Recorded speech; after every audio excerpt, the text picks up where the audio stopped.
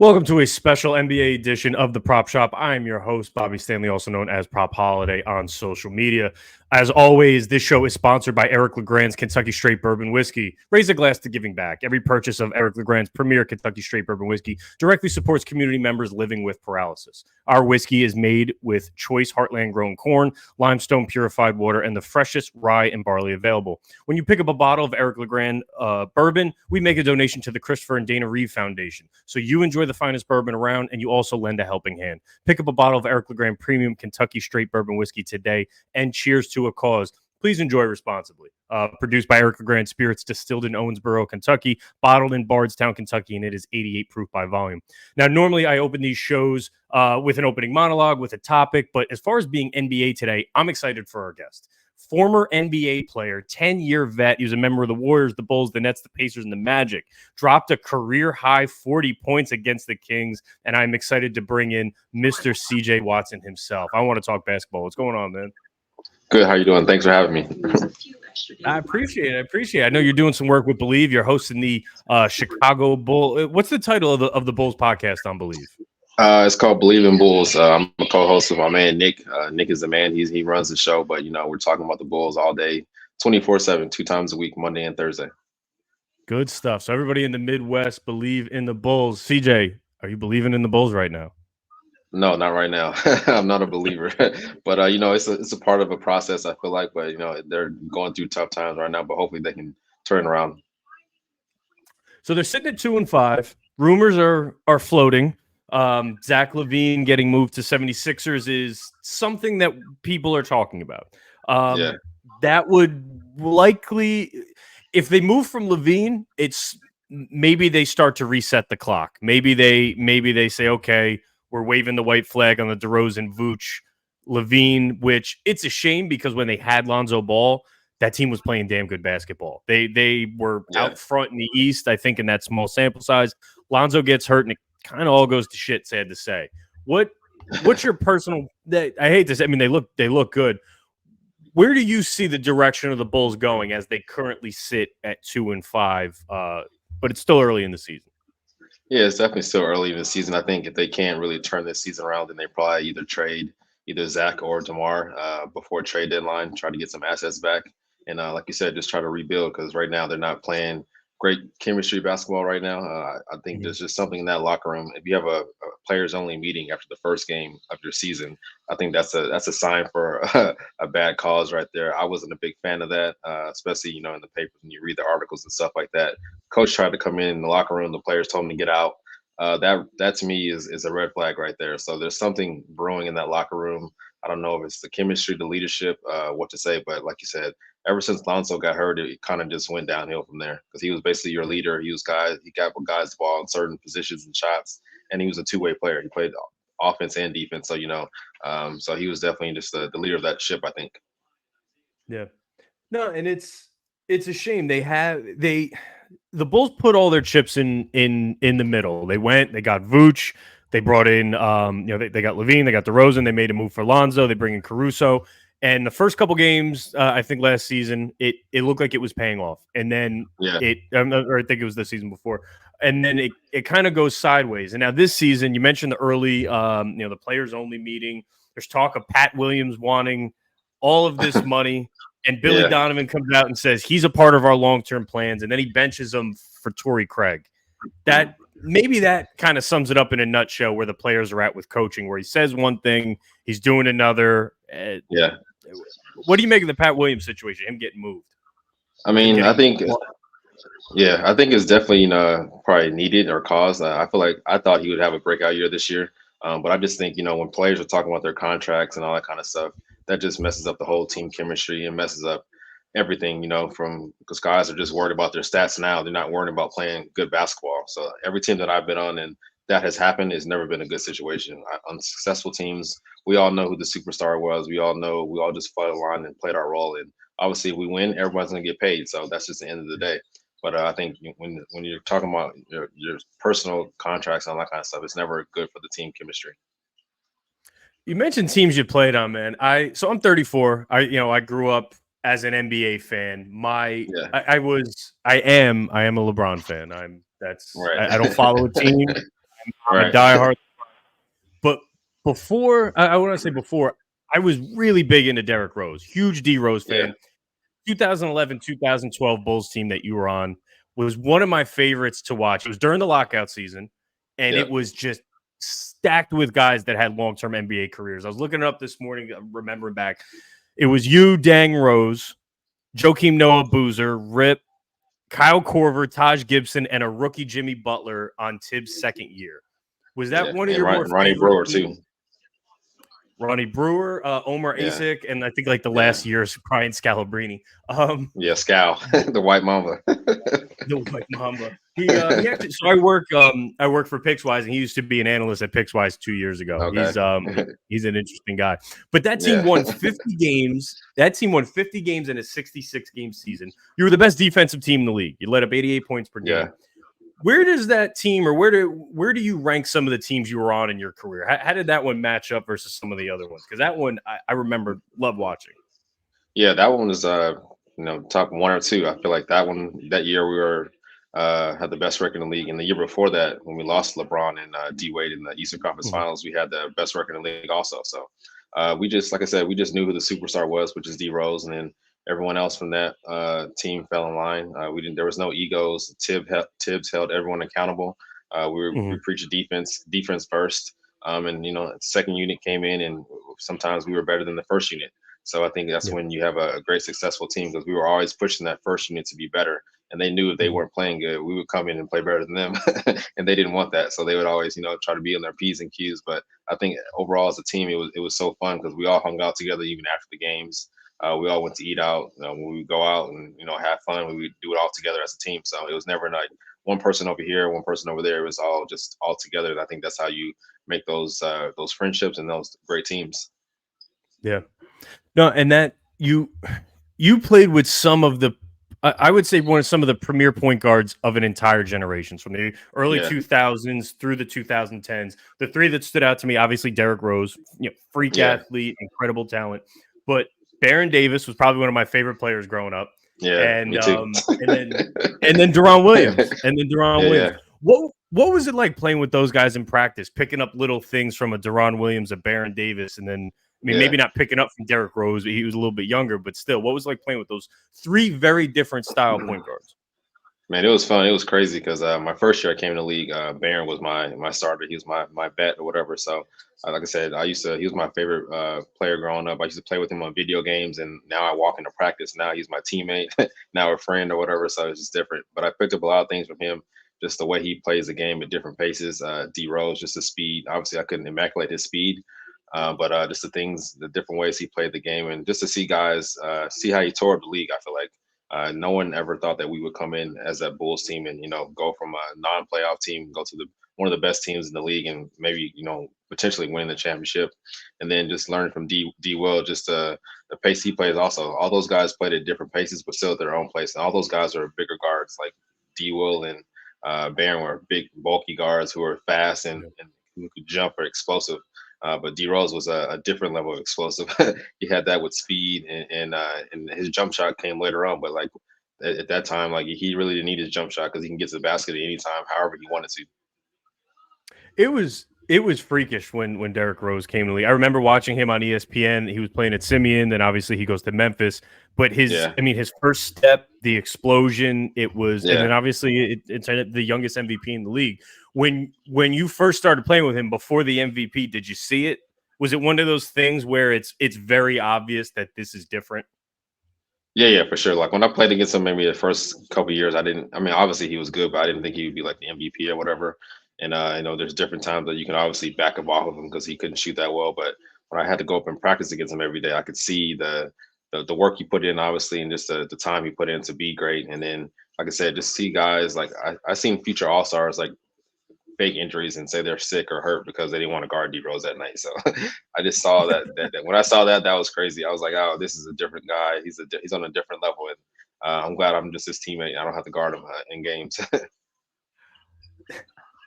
That's pretty fun to hear. When you look at the NBA point guard position today, it's certainly evolved, probably starting in that Steph Curry mold. It's the deepest I would say it's ever been with Yeah. The De'Aaron Foxes, now the Scoot Hendersons, who are a couple of point guards that you see in today's NBA, probably not just young, but we can go back 5-6 years. Who are some Yeah. guys that catch your eye that you would have loved to play with, play against, or you appreciate their game? Obviously, I love Damian Lillard.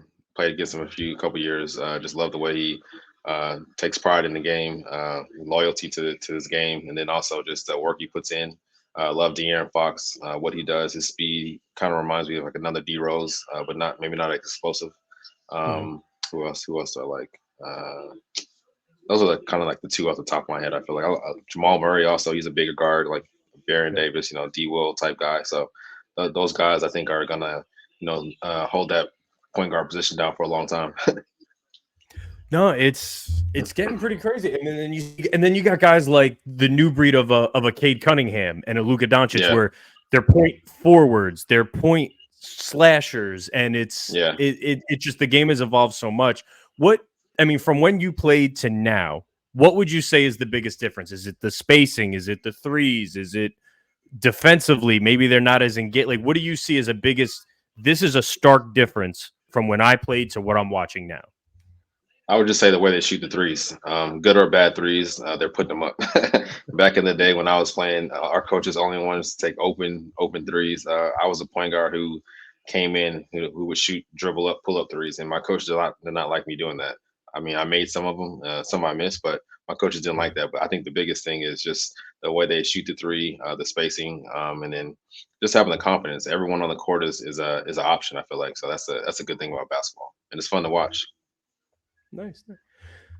So one of the biggest changes, probably, and it's brand new, is the new NBA in-season tournament. Obviously, this is the first year that they've ever had it. The NBA is experimenting with, I think it's the getting players back on the court, making sure they're not doing the rest games. So they're trying to Yeah, keep them engaged early on the first half of the season.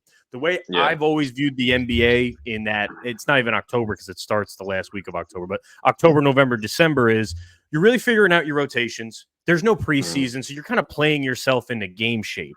So these right. first couple months, maybe the effort isn't 100%, and you're not really sure who your top 7 is or what your best shakeout is. And this is a way for the NBA to maybe get those players engaged. What do you see of this in-season tournament? What's your perspective of what the NBA is trying to do here? I mean, I like it. I think it's more so for the fans more than the players. I feel like just to keep the fans engaged throughout the season. Like you said, there's a lot of the period of time. A lot of players are just playing into game shape. Coaches are trying to find what lineups work, what lineups don't work. Try to get ahead of the system because they know maybe later in the season they'll lose some games by just teams playing harder than them. But I think it's definitely fun. You're going to see the energy ramp up, especially when it comes like quarterfinals, semifinals time. So I think it's a good thing for the players. Hopefully they'll take advantage of it, and hopefully they'll obviously there's a lot of money on the line, so it's definitely they're going to play for something. So I think that's the biggest thing. They're not just playing just for nothing, and it's not adding more games into the season also. Yeah. And I think that was a big piece of it. It was that this isn't changing. It's still your regular, 82 Yeah, game season. We're not doing anything different here. The only thing we have the group play, we go to knockout. And then I think the knockout round starts December 4th and 5th. The championship is in December 9th. It's at a neutral site in Las Vegas. So when and the NBA has this, and I guess you could say baseball and NHL as well. When you're in a 7-game series, the best team's going to win. The cream normally yeah, rises to the top. Normally, you can get a team right, to steal a game, maybe 2. The best team will win in a 7-game series.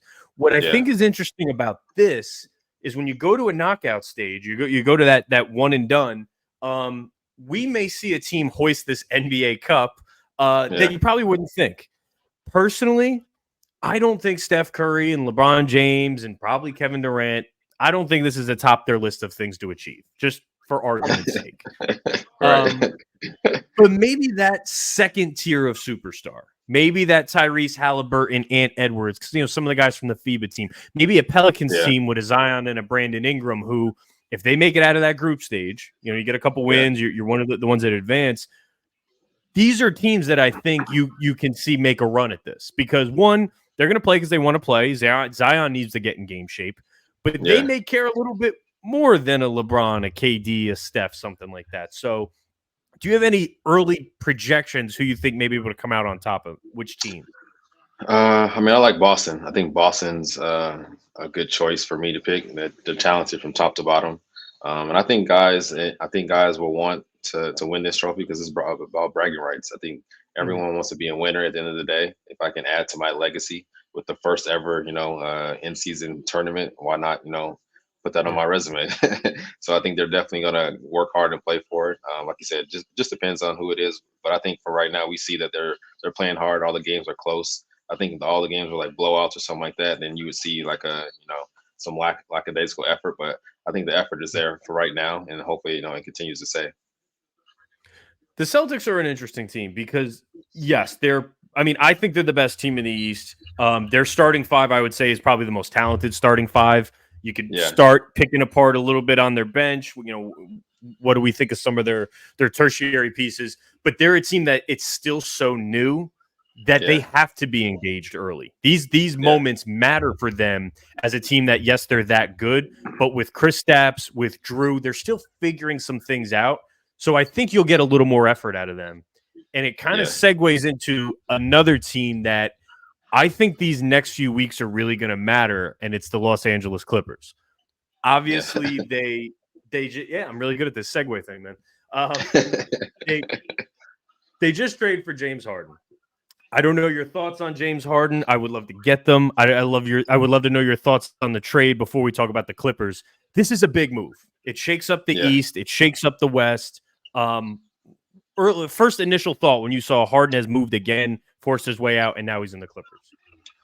I mean, it just shows you that this is a players' league, and guys, when they don't want to play somewhere, they're going to force their way out, which is not good, but it's just the way it is right now. But I don't really like this trade, honestly. I think if you should have went anywhere, you should have went to the Lakers. I think he would have been better fit for the Lakers. They need another person who can create their own shot. That's what James Harden can do, but him on the Clippers is just too many people. They got four, probably future Hall of Famers who need the ball at all times. Who's gonna sacrifice the ball, sacrifice minutes, sacrifice shots.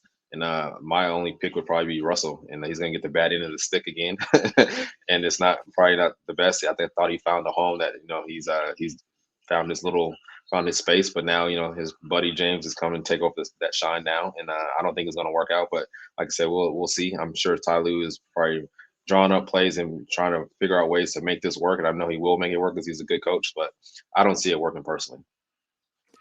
No, we're 100% aligned on this, man. You hit the nail on the head. You got four guys who are at their best when the ball is in Yeah, their hand. I mean, Paul George, yes, he already played with Russ. Russ already played with Harden, but I actually thought the Clippers early on before the Harden trade, it might have been what 5 or 6 games.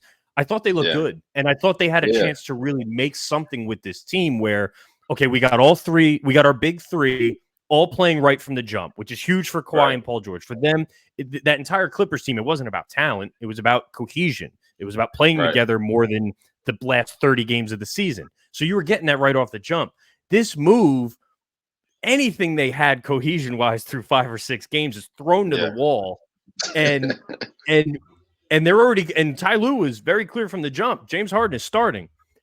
yeah, I mean, I'm gonna say James Harden brings the ball up, but if Russell Westbrook's standing there on the wing, what is he doing? You're essentially yeah, playing 5-on-4 defensively. No one's gonna guard yeah, him on the perimeter. right. And then Paul George is, I mean, I love Paul George. He's I think one of the more underappreciated players over the last 10 years that kind of got lost in all this. Was playing some fantastic basketball last season when Kawhi was out, making Yeah, plays as a distributor, just kind of running the one-man show. Another guy great with the ball in his hand. So I don't know how this plays out. And when your star is a guy who's known to just kind of introvert and go and not say shit and just yeah, I'm not going to play. That's like the worst case scenario.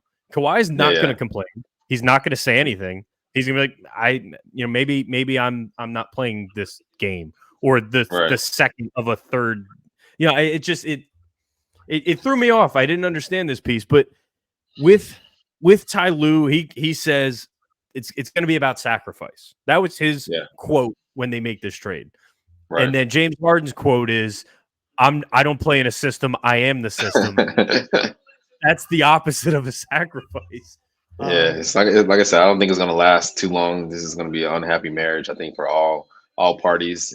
I mean, it's good for Clippers to get some PR from it, but I don't think it's gonna work on the court. Like you said, a lot of guys are gonna have to sacrifice, and then they're just limiting themselves because now, like you said before, they were playing good basketball. Russ was doing what he was doing. He found Mhm. his spots where to pick and choose, where to shoot threes and stuff like that. Now they can just sag off of him, and he's a better player when he has the ball in his hands, when he has rhythm. That's when I feel like he's making shots Yeah. and has confidence to make shots. Now, when you get the ball, maybe every 2 or 3 trips down the court when you're in the game, I don't know if he's going to have that rhythm and that confidence to shoot those shots, and it's going to be a liability for the Clippers now. Yeah. Or just if he crosses half court and he gets downhill with a ton of speed, now we're playing to his strengths. Right, Now we're right, getting everyone off guard, and he's smart enough to kick it out. Whereas James yeah, Harden holds the ball. The only one who holds it longer than him is Luka. So it's yeah, just two. It's just two very, very different styles that I yeah, don't know how it works.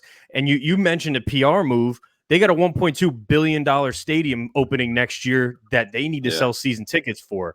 I think right. this move speaks more to that Mhm. than what's on the floor. But this Clippers team in the in-season tournament, it they need to play and they need to Yeah, give a damn because they need to work this out. Because if not, like you said, maybe there's another move to make before the deadline. So I think yeah, we're gonna see at least a solid 3-4 weeks of the Clippers trying to make this work, and it happens to coincide with this in-season tournament. I'd be curious if they can make it work. yeah. I think so Um, too. And I think the biggest thing is just more like on defenses because James and Russ don't really play a lot of defense, but the other two stars kind of do play defense. So it's going to be yeah. interesting to see how much of a liability that's going to be on both sides of the ball. They need shooters, man. I mean, I was just looking at this Yeah, roster. They let Covington go. Covington, just your prototypical 3-and-D guy. I know they had to make yeah, it work for the expiring stuff, but I would if I'm them, I'm looking for guys to stand on the perimeter yeah. and Just shoot. at least open up some spacing in the middle and play Yeah, defense. So yeah, I'd be curious where this goes. They got Zubac and Plumlee, which you need in the West with a Jokic, with an yeah, Anthony Davis. But I think they need a little bit more of those wing guys. I'd be curious yeah. to see how Bones Highland works with. If Bones Highland can't make it work with Nikola Jokic, Lord help him with James Harden. Yeah, yeah, you definitely won't make it work with him. Um, we, I know you're not a big betting guy, CJ, but we do have that is kind of the deal with the show. I That's all want good. to tell you, I want to throw some bets your way. But before we go into my play tonight on Victor Wembanyama, what are your early thoughts of this alien of a human being? I mean, I love his game. I love watching him play. He was one of the players coming to this season. I was really excited to watch play him and Chet Holmgren. So I love watching both of them play. But Victor is Mhm. just something we've never seen before. 7'4" guy, getting the rebound, blocking shots, catching lobs that really aren't lobs and turning them into dunks, Mhm. shooting floaters, locking down people, handing the ball in the pick and roll. So I think this is just the future of the NBA right here. We're just going to see more and more players like his caliber come into the NBA and dominate and take over. He played 38 minutes last night in an overtime victory, and he picked up. No, I'm sorry, it was an overtime loss. I apologize. He picked up the ball at the 3-point line, had 2 steps, and dunked it. And I've never Yeah. seen any. It was effortless. I've never seen anything Right. like it. I've been watching basketball probably since I was 7 or 8, and this is unheard of. My my play for tonight is Wembanyama under 20.5 points. And to give you a little bit of insight on how I bet and why I bet, one, the public loves overs. Everybody loves betting Yeah. points and betting overs, but the sports books make a killing on that. When I look at any type of line, points or rebounds or anything, I try to break it down to a number. And with this, it's how many points per minute. If you're on the Yeah. floor, you average 20 points a game. You divide that by how Right. many minutes. I can get your points per minute. With Wembanyama, it's 0.67. He's playing his first back-to-back. He's coming off 38 minutes of play in an overtime game. In no world do I see Greg Popovich giving this guy 30 plus minutes. And that's the number he would have to hit for 20.5 Yeah. to be attractive. So I see Pop controlling his minutes just because it's his first back-to-back ever. And not only that, he played 38 minutes last night. Looked good, though. Yeah. Um, And I mean, this Pacers team, they're scrappy. Miles Turner is athletic enough to bring you out to the perimeter, which is where some of his scoring is coming from. And I actually Yeah. really like Jalen Smith, formerly of the Phoenix Suns. Louisville guy. I think he's a guy that you need on your roster at some point. But they Right. have some guys to throw at Wemby. I don't like the number, and I just don't think Pop will risk him playing a back-to-back 30-plus minutes again. Yeah, I mean, I would take the under too. Like you said, first back to back ever. I think Pop, if it's close, he might play over 30 minutes, but I don't see him getting over 20 points, even if he does play over 30 minutes. But you never know. But rookies, he's a different caliber. He's a unicorn, so he might, make your bet bad. He has gone over 20 points in 3 of 6 games. All 3 of those games, he'd gone over in 2 of 6 games. The 2 that he went over, he played 34 minutes and 31 minutes. He played almost 38 minutes last night. He finished with 20 on the nose. So for him to get 20 last night, he still couldn't do it in 38 minutes. I'm going under on Wembanyama tonight. Yeah, I would take that one with you too. Now, Russell Westbrook, we talked about him a few minutes ago in this Clippers team. They're playing the New York Knicks. They give up the fewest points in the paint. It's a Tibbs team. Their defense is the forefront of whatever a Tibbs team is. His points and assists, so combined total between the two, it's 19.5. He's leading this Clippers team prior to the Harden trade in minutes. He was playing 33 minutes a game. I think even 20 minutes of James Harden, and he is starting tonight, is going to, 1, eat into Russell Westbrook's minutes, and 2, I think it's going to take the ball out of his hands. When Russ is at his best, it's when he's finishing at the rim, and it's against a Knicks team giving up the fewest points in the paint. So I'm going under on this Russell Westbrook line, but I guess tell me a little bit about Tibbs' defensive scheme, if you can. What's a Tibbs defense mindset? So his defensive mindset is keep the ball out of the paint, trying to not let the opponent, get to the point, get to the paint, get easy baskets, and also contain the 3-point line. That was his biggest thing, in film meetings and stuff like that. So I think definitely this would be a good bet because, like you said, I think with James Harden tonight, first game, they're going to see how he plays, but that's going to take the ball out of Russ's hands also, make him maybe shoot more jumpers, which he's not great at. So it's definitely not going to get that many points or probably assists unless they get a lot of fast break points. If they get a lot of fast break points, then that could maybe be bad for this bet. But I think I would take the under too. Okay, cool. No, I made some decent money on Russ early in the season. I had a couple of his overs, but with Harden, I either see his minutes coming down, or at the very least, the ball gets out of his hands, and that's two big things for him to go under. The last. Oh, I'm sorry. Go ahead, man. You have any more? No. That's it. So the last play for me tonight is Kristaps Porzingis. Did you ever play against Kristaps towards the end of your career? I think so. A couple times when he was with the Knicks, I think. Unicorn, another unicorn, 7'3". Yeah. I mean, he doesn't have the handles or the athleticism of a Wembanyama, but he can shoot, and he can bring the ball to the perimeter. So I have him tonight over 17.5 points playing the Minnesota Timberwolves. So back to that theme, CJ, of if you're on the floor, you have a better chance of accumulating points, rebounds, and assists. When I look at this Celtics team, they lack size, and they're probably playing the biggest front court in the NBA in a Naz Reid, Karl Anthony Towns, and obviously Rudy Gobert. So that's going to give his minutes a bump. I look how he performed against Minnesota last season with Cat and Gobert in the lineup. He had the second best game of 2022-23. He finished with 43 points. If I'm the Celtics, one, I want Porzingis on the floor. At the very least, I'm pulling Cat or Naz Reid out of the paint, and I'm opening things up for Jaylen Brown and Drew Holiday. So I like the over on his 17.5, and I actually think his 3-pointers hold a little bit of value too. For sure. I definitely think this is a good bet. All right, cool. I was gonna say, am I off base here in my read? I want, if I'm the Celtics and I got Drew Holiday and Jaylen Brown, two of the better finishers, I would say. I want at least one of those bigs out of the paint as much as possible. Go chase Kristaps out towards the 3-point line and give me a chance here to create something or finish to the rim and get to the line. So, 17.5 seems like a good line for Kristaps. I think his alt line, so his standard line is for him to get over 1.5 3-pointers. I'm playing his alt line, which is can he make 3-3-pointers? Can he make 4 3-pointers? And then you get odds on that. So Yeah. a $10 bet Definitely. pays 26. $10 bet pays 26 on his 3 threes, and a $10 bet pays 65 on his 4 threes. So if you're into the crazy odds out there, which some of my followers are, that's where I'm going with this. I did put in a little bit of a sideways bet on FanDuel. It's a parlay. It's a $25 bet. It's Kristaps 3+ 3-pointers made. It is Kristaps 20+ points, and it is Wembanyama under 20.5. I got this odds boost. A $25 bet pays $271. So those are a combination of the plays I put together, and I think you get some decent value on it if you use the FanDuel odds boost. Before we wrap up, CJ, is there anything you want to plug? Any other topics on your mind for NBA this season? No, I'm just excited for the NBA, man. It's definitely an exciting time. College basketball obviously is about to start today, also. So, just excited for that. Go Volunteers, just catch our show with Nick, Believe in the Bulls, and that's pretty much about it.